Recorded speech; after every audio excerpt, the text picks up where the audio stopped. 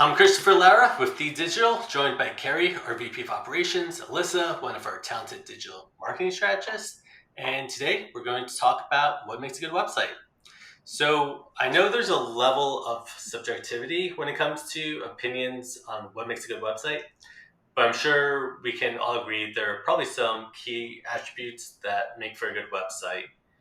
Keri, why don't we start with you and you can get us going on what makes a good website. Okay, great.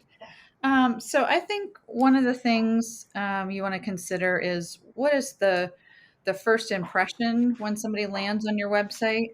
And keep in mind, they might not always land on the home page. They might land on a service page or a location page, depending on how they got there.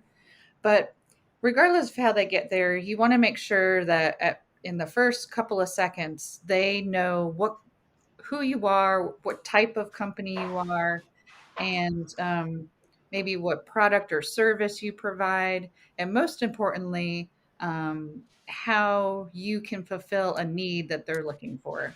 So, if you're selling, bath products, you don't want the first thing that they see is, a landscape outside or something, that you want them to know right off the bat, what it is you provide and how you can help them.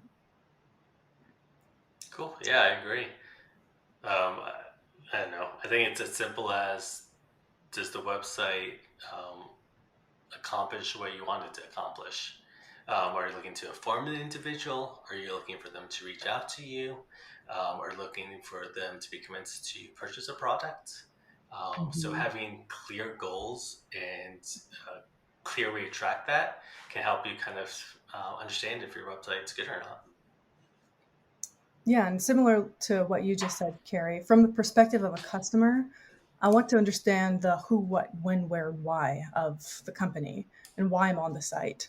So, who they are, what they're offering, when they can provide said product or service, where it'll take place online or in person, and why choose that company.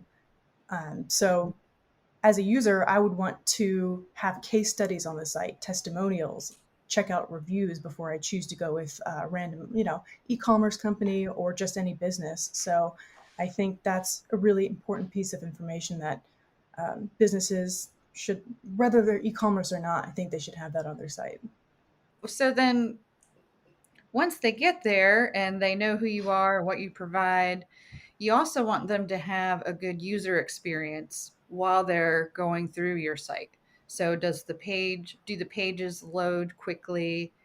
Is it easy to navigate? So you could have a great first impression, but then as they click around your site, if they can't find what they need, they're going to, find someone else find another site that's easier to get around.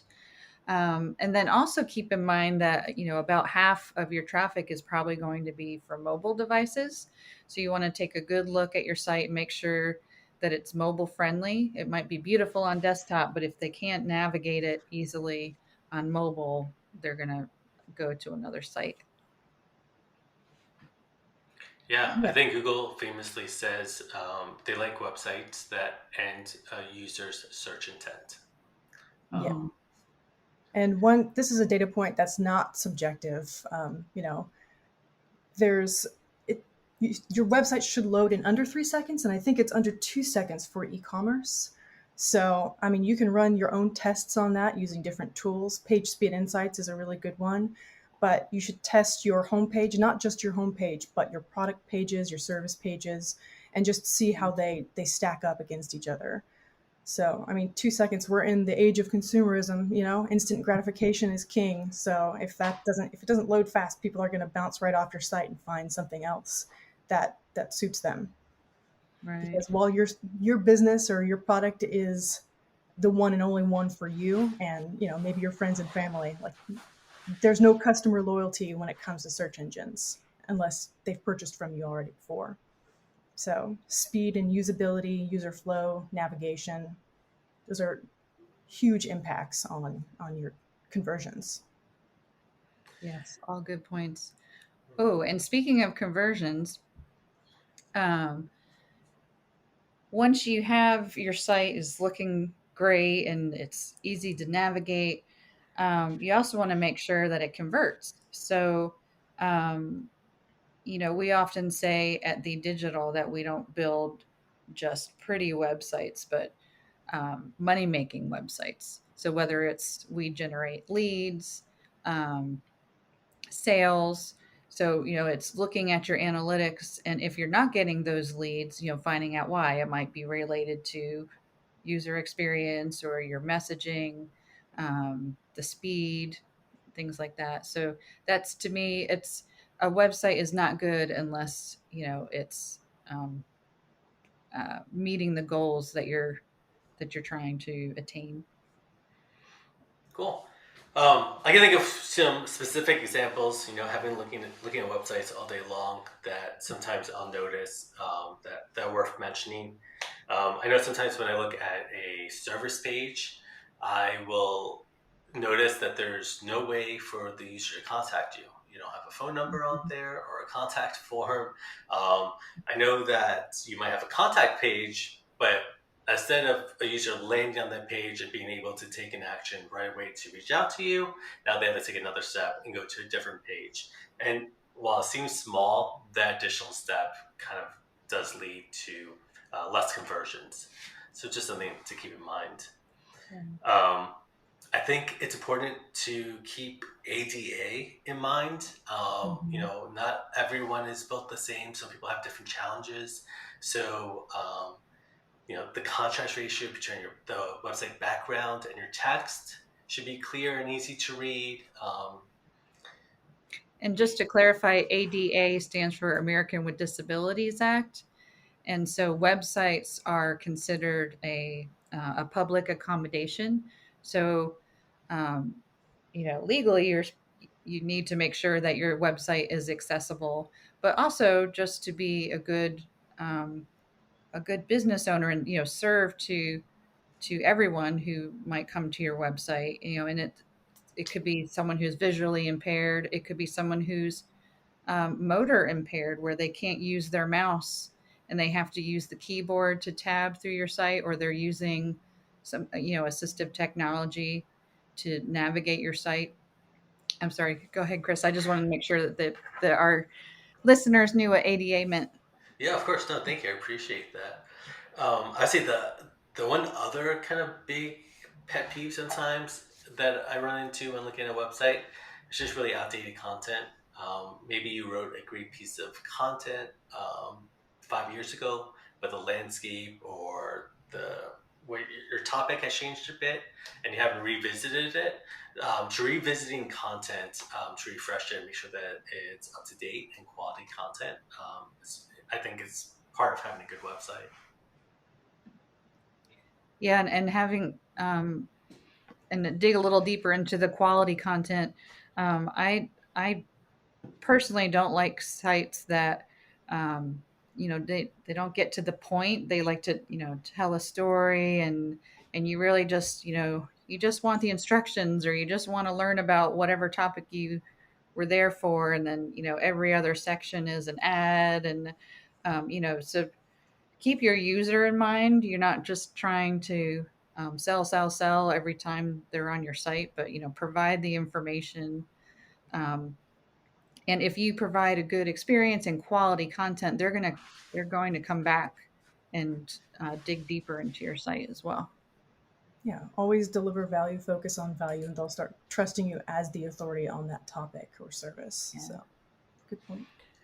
Yeah, thinking about authority, again, one of search engines, specifically Google, one of the things they think about or consider when ranking a website is um, E, expertise, trustworthiness. Um, is a page quality indicator. When it comes to topics around YMYL, your money or your life, Google takes particular interest in the author of the content and what qualifications they have. So sometimes by having maybe a bio section on your article where you highlight who the author is, perhaps offer links to their credentials, um, maybe their LinkedIn page, you're helping to send search engines trust signals about who wrote the content, their qualifications, and why you should trust them. And around certain topics, that's really important. Circling back to ADA compliance, it's not necessarily just things that are visible to most people on screen. It's the things that are behind the scenes. So images, sure, they're visible on screen, but for ADA compliance, you do need to write out a description of the image of what it is on the site, and ideally include the keywords so you keep feeding search signals to search engines and Google Index. So that's something that not many people think about. So it's called alternative text for ADA compliance. And Keri, I see you. I was just going to actually debate you for a minute there. Yeah, So let's go. there's a title tag and the alt tag, and so I agree. You want to try to get the keyword into your title tag if it makes sense. But for the alt tag, you really want to describe what the photo is, because people interacting with your site with the screen reader, well, the screen reader will read off your alt text for that image. So Oh, yeah. So if you can work it in there naturally, so can, specifically if you choose an image for, let's say, a blog, and that image only shows up on that blog, and it has to do, obviously there's relevance. If you can describe the image and tie the keyword in, that's just a double whammy. And that's usually what I go for, and that's, to me, best practice. So that's a good point. But, descriptive text that also uses the keyword is just 10 out of 10. exactly. All right, I think we've brought up some really great points. I'll have one bonus question for you guys if you're ready for it. I'm gonna put you on the spot. Okay. What is your favorite design element on a website, or what's something cool that you see on websites that you're really digging right now? I think there's a really cool web design trend where people are using font and text in innovative ways. So it's less image heavy and more focused on modern clean designs with large, almost bubbly font paired with thin lines and clean fonts. So that contrast between big and bold and light and elegant, I enjoy that. It's beautiful to me. So you don't necessarily need tons of images on your website to get a point across. That was so well spoken. I'm just going to go for Alyssa's. Yeah, that was great. That was great. Thank you to our experts for sharing their thoughts on what makes a good website. If you made it this far, I encourage you to take a look at your own website and think about if it's accomplishing what you need it to. Need help? Need a helping hand? Reach out to the web experts at The Digital and find out how we can help. Have a good one.